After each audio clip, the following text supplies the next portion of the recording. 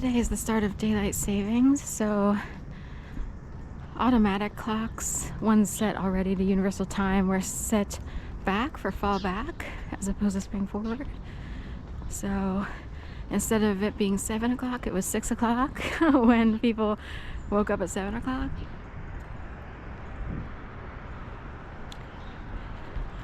And it's started to get lighter. It'll seem like early for a little while until the winter sets in, and then it'll still be dark at 7 in the morning. For a couple weeks there, it was like, oh, it's still dark at 7, you know. But daylight savings kind of switches back.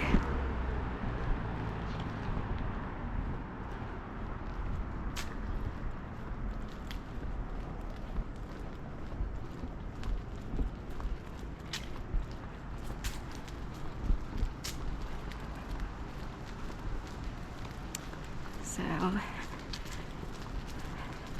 just hitting sunrise.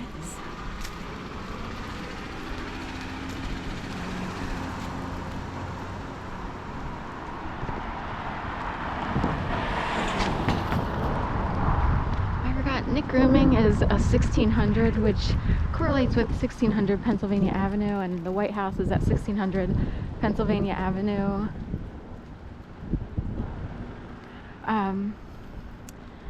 In Washington, D.C.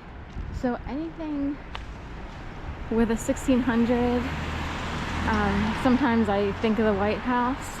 All of 16th Street, I think of the White House. And it was interesting because it smelled like natural gas. There the other day, it's in a video where I actually say, it smells like natural gas, and should I get rid of tooth number?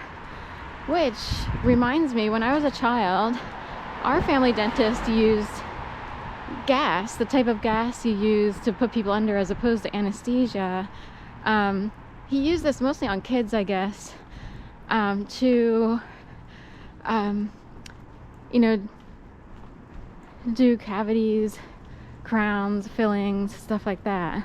That was standard practice back then. I don't know if they still use it or if it's been changed and everybody gets anesthesia, or if on kids you're supposed to use gas because of the potency maybe of anesthesia. I don't know anything about dental school, but some people sort of gasp, no pun intended, when they hear how much gas was used in dentistry during our childhood in Delaware. So we have lots of D's in Delaware: divorce, desegregation, drugs, dentistry, and then gas.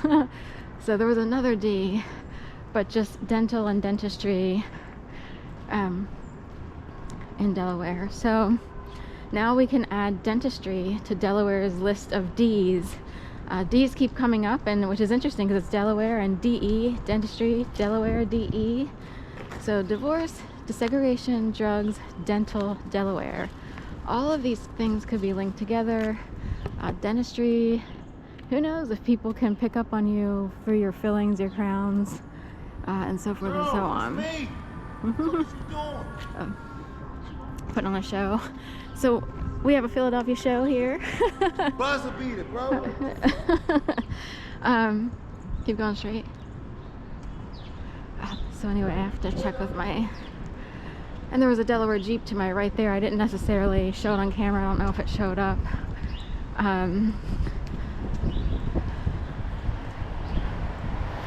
Anyway. So we can add dentistry and the use of gas for kids to the list of D's in Delaware.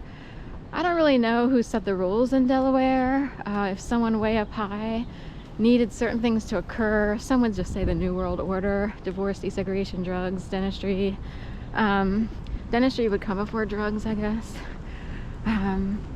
So I think it's interesting, like, what's up with all the D's? Well, there's a cafe 1 block north and sort of off in that direction there called All's Well That Ends Well with no D. It's ENSWELL, Enswell.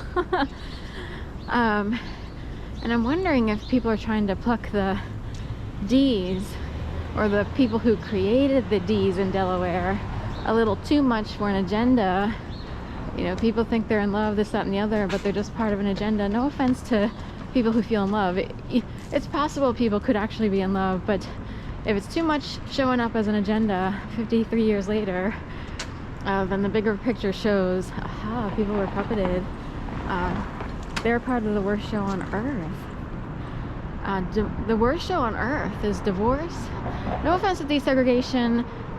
I didn't have that much of an issue, although because of the divorce beforehand, it shook up a family foundation that was already tenuous. It's about other things. Also, they sent kids from the suburbs into town, which gives people a little bit of a city experience, and of course desegregation. But why didn't they bring kids from the city into the suburbs? They didn't do both. It was one way. As far as I can tell, they had no 4, 5, and 6 in the suburbs. Everybody went to the city for grades 4, 5, and 6. It's like, why didn't they bring people to the suburbs to see the flip side? So therein lies a question. Oh, and The Diplomat. So we have another D, a Netflix series, Diplomat. There's probably a diplomat in there. It's funny because my mom used to say, oh, they can park anywhere. You know, they don't have to pay parking tickets. It's an old saying from ages ago.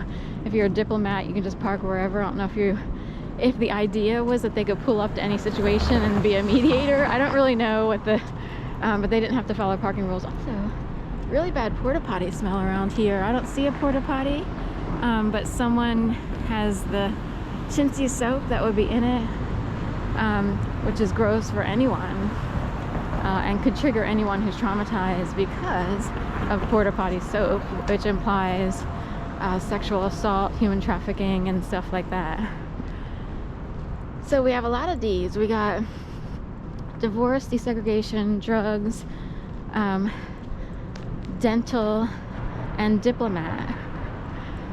So desegregation, you know, the class that I was in, the full-on graduating class, would be the first class to fully experience the first onset of desegregation. So our class, which ultimately graduated in 1988, would experience all 4, 5, and 6 years in the big city, in town, in Wilmington, Delaware.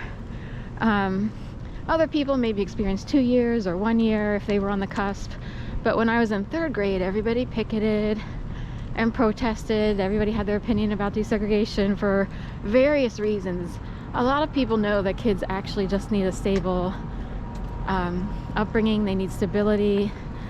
So who knows? But anyway, point being, there's South Street.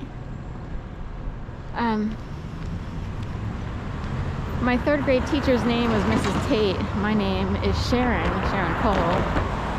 And interestingly, Charles Manson murdered Sharon Tate and other people at the house in the Hollywood Hills or wherever they were. And